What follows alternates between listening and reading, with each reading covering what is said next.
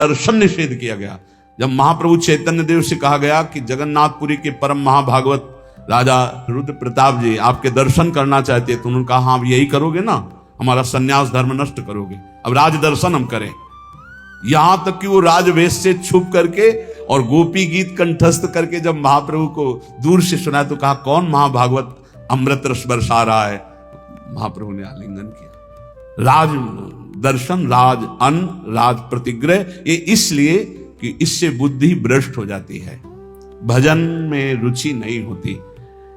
और आगे कह रहे गृह दान, ग्रहों का दान। एक हम गृहस्थ को देखा, जब उनके लड़का बच्चा बीमार होते थे तो खीर, हलवा और भेंट उसको गोद में लाते और ऐसे सामने उतारते, कहते ले बाबा। एक बार गुरुजी से पूछा कि भिक्षा में जैसे, अरे बोले ले मत लेना उसमें, नहीं कभी ऐसे। देखो लोग संत महात्माओं को क्या समझते हैं, ऐसे पवाया जाता है जैसे अपने पुत्र को पवाओ। तो किस भाव से पवाते हो, बस पुत्र ने पा लिया यही सौभाग्य, संत ने पा लिया सारे अमंगल नष्ट हो गए। इसीलिए बहुत संभल के खान पान करना, जैसे कोई बीमार है उतार के, और ऐसे, या ग्रह नक्षत्रों का दान। बोले होए भजन की हानि, पक्का। ब्याह का, श्राद्ध का, पितृपक्ष का, एकादश श्राद्ध का, 13वीं का, राजन्न का और ग्रहों का दान, भगवत जन इनको गाए तो होए भजन के हानि, पक्का भजन नाश। जो ग्रह नक्षत्रों आदि का नहीं दान पुण्य करते, बहुत होश में। घाट बाट चौपार चुरी देवल हाट मसान, भगवत बसिन सराय में भजन भड़ाई निदान। इतने जगह का भोजन नहीं लेना चाहिए, ऐसी जगह बैठ के भजन नहीं करना चाहिए। बोले घाट में जहां स्त्री पुरुष स्नान कर रहे हो वहां बैठकर भजन नहीं करना चाहिए, भजन नहीं होगा, उपद्रव करेगा, नेत्र चंचल होंगे। जहां स्त्री पुरुष की भीड़ लगी हो, लोग स्नान करते हो, ऐसे स्थानों पे उपासक को नहीं बैठना चाहिए भजन के लिए। जहां से लोग रास्ता बनाए हों वहां नहीं बैठना चाहिए। घाट बाट और चौपाल, चौराहे पर नहीं, और देवल मंदिर में बैठकर नहीं, और हाट बाजार में बैठ करके नहीं, और श्मशान में बैठकर नहीं। भगवत रसिक सराय, सराय आदि में जहां बहुत लोग बैठकर संगोष्ठी करते हो वहां नहीं। इससे भाव दूषित हो जाएगा, तुम्हारा भजन नहीं बनेगा। घाट बाट चौपाल चुरी देवल हाट मसान, नदी के किनारे जहां बहुत लोग स्नान कर रहे हो, घाट के और रास्ते में और चौपाल में, चौराहे में, मंदिर में, बाजार में, स्मशान में, सराय आदि में बैठकर भजन नहीं करना चाहिए, क्योंकि भजन भाव इससे दूषित हो जाता है, बिगड़ जाता है। तो भजन कहां करे फिर?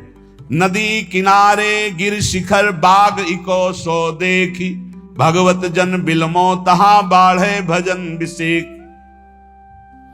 कोई नहीं है, कोई स्नान करने नहीं आता, ऐसे घाट से अलग स्थान पे माताएं बहनें न बैठे। ये विरक्त संतों की बात कही, माताएं बहनें समाज का ही सेवन करें। ऐसी जगह बैठे जहां लोग आ जा रहे हैं, ऐसी जगह बैठे जहां 4 लोग बैठे हुए हैं। एकांत ऐसे स्थानों में ना ये सूत्र स्वीकार करें। नदी किनारे बहुत दूर एकांत में जहां जन साधारण लोग ना जाते हो। गिरि शिखर, पहाड़ के किसी एकांतिक चोटी पर बैठकर, या किसी एकांतिक बाग में, या किसी एकांत स्थान में जहां लोगों का ठहरना बैठना आना जाना नहीं है, ऐसे स्थान पर बैठकर चित्त को प्रभु में लगाए तो भजन विशेष बढ़ता है। नदी किनारे गिर शिखर बाग को सो देख, भगवत जन बिलमो तहां बाढ़े भजन विषेक। श्री भगवत ऋषिक जी महाराज कह रहे हैं ऐसी जगह भजन बढ़ता है। और सबसे ज्यादा भजन की वृत्ति आती है भगवान के प्रेमी जनों के संग में बैठकर। एक बार की गौशाला में भजन करे तो इतना संगम में करे, फिर लिखा था गुरु चरणों के समीप भजन करे तो अनंत गुना फल मिलता है। तो गुरु चरणों की समीपता का क्या मतलब है? अपने गुरुदेव की पादुका, अपने गुरुदेव की आपने श्री सीताराम ओंकारनाथ जी को देखा, छाती में बांधे थे अपने गुरु जी की पादुका। ये निरंतर गुरु का सानिध्य, गुरु चरण पादुका साक्षात गुरु जी। जब भरत जी ने कहा कि प्रभु हम सब तो आए हैं आपका अभिषेक करने के लिए, आप जैसी आज्ञा करें, तो भगवान ने कहा भरत जैसा तुम कह दोगे। जब सारा भार भरत जी के ऊपर डाल दिया तो भरत जी ने कहा जे विधि प्रभु प्रसन्न मन होई, करुणा सागर कीजिए सोई। प्रभु जिस प्रकार आपका मन प्रसन्न हो वही कीजिए, ऐसा नहीं आपका मन जिस प्रकार।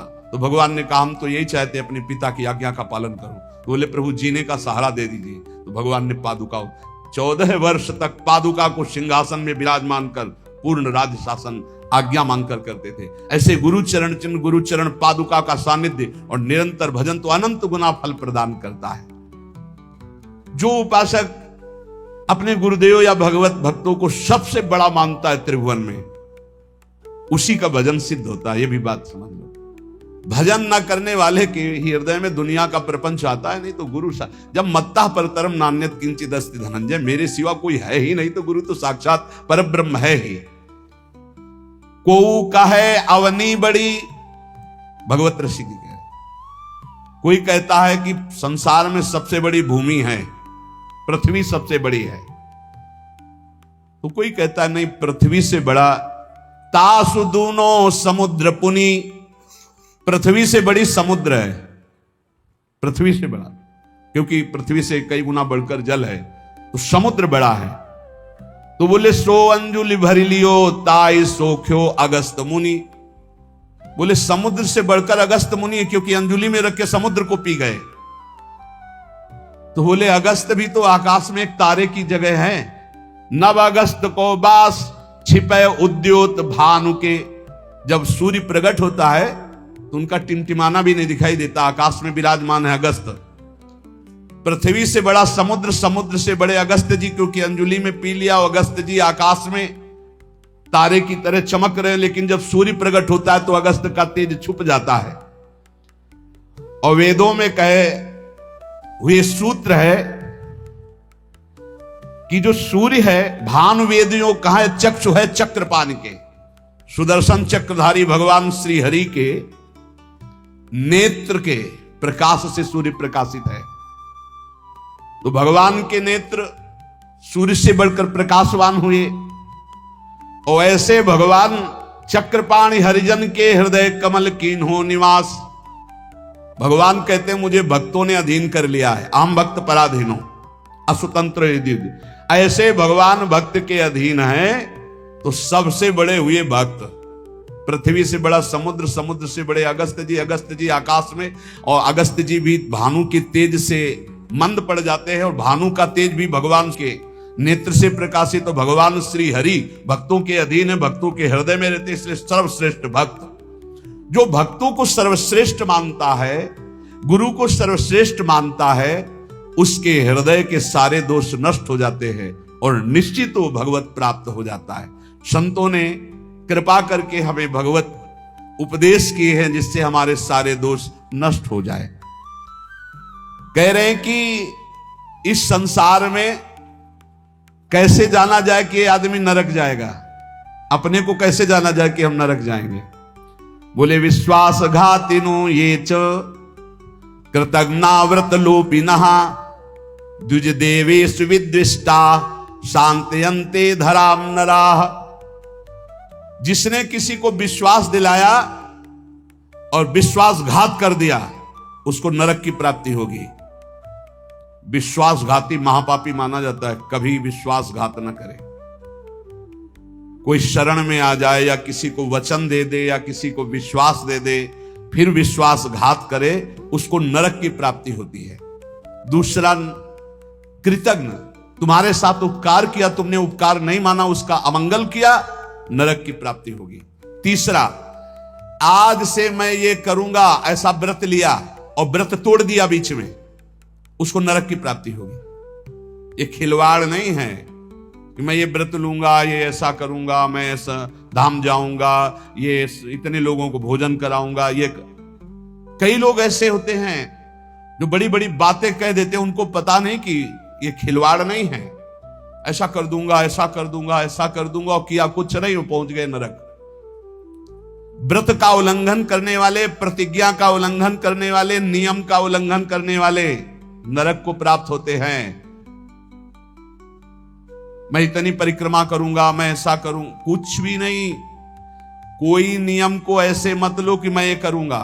ए प्रभु की इच्छा होगी, समय रहा, जीवन रहा तो हो जाएगा, नहीं रहा, सामय के मर गए तो ये बात ध्यान रखिए, आगे चलकर मैं सन्यास लूंगा, विरक्त होकर वृंदावन वास करो, नरक जाओगे अगर नहीं विरक्त हुए तो। मैं इतना यहां मंदिर बनवा दूंगा, नहीं बनवाया नरक जाओगे। वचन संभाल के बोलो, आज से मैं कुछ दिन व्रत रहूंगा। बकवास करना बंद कर दे तो जीवन उन्नति में हो जाता है। शाम का भोजन नहीं करूंगा, एकांत भजन करूंगा, नहीं भोजन मत करना लेकिन सेवा करो, भजन करो। समझेंगे, वाणी को ऐसे बिखेरते चले जाते हैं। व्रत का उल्लंघन करने वाला नारकी गति को प्राप्त होता है। संतों से द्वेष करने वाला, गुरु से द्वेष करने वाला, ये नरक को प्राप्त होते हैं। और ध्यान से सुनो, जो माता पिता को दंडित करता है, गाली देता है, अपमान करता है, उसे सीधे नरक की प्राप्ति होती है। बिल्कुल पक्का समझ लो। माता पिता भगवान का स्वरूप है। मातृदेवो भव पितृदेवो भव। बिल्कुल बुद्धि खराब मत करो, कलयुग बुद्धि भ्रष्ट कर रहा है। माने मात पिता ने देवा, साधुन ते करवावे सेवा, जिनके ये आचरण भवानी ते निश्चर समझानो। राक्षस है, और ऐसे राक्षस अब पुत्र रूप में ज्यादा पैदा हो रहे हैं। एक देखा मुंह कि माता को बाल पकड़ के घसीट रहा है, लात से पेट में प्रहार कर रहा है, पिता को थप्पड़ और सीधे छाती पे लात। वाह, इस पुत्र के जानते हो क्या गति होगी? सीधे रो रो नरक। फिर वहां जो दंड मिलता है, वहां मरना तो है नहीं प्यारे, ना बेहोश हो सकते हो ना मर सकते हो, होश में रहकर दंड भोगना है। नरक की ये खासियत है। 100 बार काटे जाओगे, 100 बार जिंदा रहोगे, उसे यातना देह कहते हैं। होश में ये मत मानना कि नरक वरक नहीं है। जैसे लोग कहते जा रहे कौन नरक सरक, बोल लो। जब फंसते हो ना, बोले यही सब मिलता है, यही नहीं मिलता है। जब चोरी करोगे तो पहले घर से लेके थाने तक डंडा चलेगा, फिर थाने में स्पेशल पिटाई होगी, फिर कपड़े वपड़े संभाल के तुम्हारे हथकड़ी लगा के जज के सामने, फिर वहां तुम्हारी चोरी का न्याय होगा। ये ब्याज में मिला है। ये ब्याज में घर से लेकर पकड़ने तक और थाने तक जो पिटाई हुई, ये ब्याज है। मूल तो न्यायाधीश करेगा कि 20 साल की सजा या अमुक से इतना इतना दंड। ऐसे ही कर लो मनमानी पाप। यहां जो ठोकर और रोग है, ये तो ब्याज है, मूल तो नरक में भोगना पड़ेगा। जो माता पिता का त्याग कर देता है उसे नरक की प्राप्ति होती है। जो माता पिता को दंड देता है, जो माता पिता को गाली देता है, और जो अपनी पाणी ग्रहण की हुई स्त्री को, निर्दोष स्त्री को नाना प्रकार के दोषारोपण करके दंड देता रहता है, कलह मचाता रहता है, ऐसे पुरुष को नरक की प्राप्ति। और जो अपने सज्जन पति का त्याग कर पर पुरुष का अनुसरण करती, ऐसी स्त्री को नरक की प्राप्ति होती है। जो गुरुजनों को कठोर वचन बोलते हैं, जो गुरुजनों का आदेश का पालन नहीं करते, उनका पोषण नहीं करते, जो देवता ब्राह्मण और निर्बलों का धन का अपहरण कर लेते हैं, ऐसे मनुष्यों को नरक की प्राप्ति होती है। जो मदिरा पान करते हैं, सुन लीजिए, ये चे मध्य रता पापा द्वित कर्म रतास तथा। हमारा शास्त्र कहता है भारतवासी हो, विदेशी नहीं हो तुम। इस भूमि में जन्मे हो, यदि मदिरा पियोगे तो नरक का रास्ता पक्का कर रहे हो। बोले इसमें तो कोई हिंसा नहीं, लेकिन शास्त्र निषेध है। ये च मध्य रता पापा द्वित कर्म रतास तथा। जो जुआ खेलते हैं, मदिरा पीते हैं, और जो साधु वेश रख के पाखंड करते हैं, इनको सीधे नरक की प्राप्ति होती है। यहां जो वर्णन हो रहा है वो बीच में विश्राम नहीं, सीधे नरक, बिना रोक टोक के। जो माता पिता को दंड देते हैं, जो निर्बलों का धन अपहरण करते हैं, जो देवताओं का धन अपहरण करते हैं, देव मंदिरों का, जो पापी मदिरा पीता है, जुआ खेलता है, जो पाखंड करता है साधु वेश में, इन सबको नरक की प्राप्ति होती है। ऐसा थोड़ी कि तुम साधु वेश रख लिए तो तुम चक्रवर्ती हो, जो चाहो सो कर सको, नहीं। देखो, अगर साधु वेश धरकर गलती हो जाए तो भगवान क्षमा करते, चूक। लेकिन पाखंड का मतलब जानबूझ के वही करते रहना, महापातकी, अतिपातकी, इन सबको। और जो दूसरे जीव जंतुओं को पका के खाते हैं, जो जीवों को पका के, ये भारत है, भारत धर्मात्माओं का देश है, महात्माओं का देश है, यति और सतियों का देश है। यहां एक कबूतर के लिए अपने शरीर को काट के तराजू पे रख दिया। ये वो राजाओं का देश है, वो प्रजा का देश है, जो शरणागतों के लिए जीवन अर्पित कर दे। यहां जो जीव जंतुओं को पका के खाते हैं भैया सुन लो, ये जो मांस मछली अंडा खाने वाले बोले और तो कुछ हम नहीं खाते, मछली खाते। तो मछली में जीव नहीं? बोले नहीं, ये पानी की तरोई है। हाँ हाँ, हमसे बोले एक तरोई जो होती है वो जमीन में छेलती है, ये पानी की तरोई है मछली। हाँ, पानी की तरोई है वो। बनोगे तुम भी पानी की तरोई, तैयार हो जाओ, फिर तुमको सीधे मिर्ची की तरह तल के कढ़ाई में जिंदा फिर खाएंगे। वो काल स्वरूप भगवान है। अर्जुन को दिखाया कि देखो भीष्म द्रोणाचार्य लौंग इलायची की तरह फंसे हमारी दाढ़ों में, होश में रहो। शास्त्र आज्ञा है, जो दूसरे जीव जंतुओं को मार के उबाल के, बोले हम तो नहीं इसे पर खरीद के लाते हैं, वैसे ही भोग मिलेगा, दंड मिलेगा। और सुनो, जो सत्कर्म का संकल्प करके सत्कर्म नहीं करते, सत्कर्म का संकल्प लेके, सत्कर्म का ये करूंगा, ये दूंगा, ये ऐसा कभी मत बोलो, जबान से कर दो, कर दिया, जबान से बोल दिया और किया नहीं तो नरक जाओगे। जो दूसरों को सदैव कष्ट ही देता रहता है, जो शास्त्र और धर्म के विरुद्ध चलता है, शास्त्र के अनुसार चलने वालों का उपहास करता है, जो दूसरे की जीविका छीन लेता है, जो द्वेषवश महामहिम गुरुजनों की निंदा में प्रवृत्त होता है, वे सब नरक जाते हैं। जो दाता दान दे रहा है और वो जाकर उसको भड़का के रोक देते हैं, नरक जाएंगे, दाता भी और भड़काने वाला भी। जो पाप कर्म के लिए प्रेरणा देता है, जो अनाथ उनको पीड़ा पहुंचाता है, इन भूतल पर ऐसे लोगों को नरक की प्राप्ति होती है और ये पाप उनको घोर दुख में नरकों में ढकेलते हैं। ब्रह्मण्यम पुण्यमुत्सृज्य ये द्विजा लोभ मोहिता कुकर्म युपजीवंती ते वै निर्यागामिना निरयगामिना नरकगामी। ध्यान से सुनना, जो ऊंचे कुलों में जन्म लेकर के निम्न आचरण करते हैं, न संध्या है, न बंधन है, न अर्घ देना है, बस मनमानी पापाचरण, सीधे नरक, खिलवाड़ नहीं है। तभी कलयुग ने ब्रह्मा जी से कहा था चिंता मत करो। जैसे बड़े भैया ने सतयुग ने कहा हमारे राज्य में कोई नरक नहीं जाएगा, कि छोटे भैया त्रेता जी ने कहा कि हमारे राज्य में भी जैसे बड़े भैया का राज्य वैसे ही रहेगा।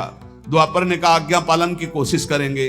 तो कलयुग ने कहा ब्रह्मा जी से वचन देते हैं, भूल चूक से कोई स्वर्ग या परम पद चला जाए ना, सीधे नरक भेजेंगे, हाउसफुल, नरक हाउसफुल रहेगा। देख लो ना, यही लक्षण है, जो लक्षण है उनको देखो प्राय। जो लोभ से मोहित होकर परम पवित्र कुलों में जन्म कर होकर के अपने कुल धर्म का त्याग करके पापाचरण करते हैं, ऐसों को नरक की प्राप्ति होती है। जो भगवान को गालियां देते हैं, नास्तिक हैं, इनको नरक की प्राप्ति होती है। जो धर्म की मर्यादा को भंग करते हैं, उनको नरक की प्राप्ति होती है। जो कामी पुरुष दूसरे की स्त्रियों के साथ या कामी दूसरे पुरुषों के साथ, उनको नरक की प्राप्ति होती है। ध्यान दे दे भारत